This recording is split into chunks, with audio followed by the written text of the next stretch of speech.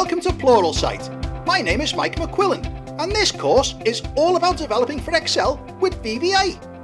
Excel is just a boring old spreadsheet application when it's being used for maintaining to-do lists and accountancy type stuff anyway. But what if you could make Excel dynamic, exciting, and, dare I say it, fun? Welcome to the world of Excel programming with Visual Basic for Applications, or VBA for the cool kids in the know. With VBA, you can create all sorts of fabulous little mini applications in Excel using lots of programming trickery. And this is the course that will show you how to do it. You'll find out what VBA is and how it became part of Excel before learning all about programming in VBA.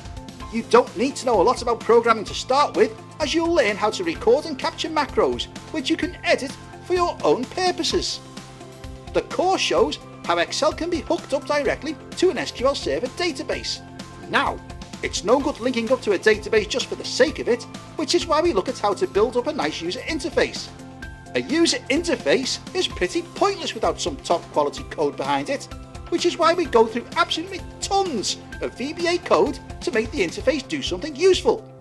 From adding references to creating modules, you'll see it all.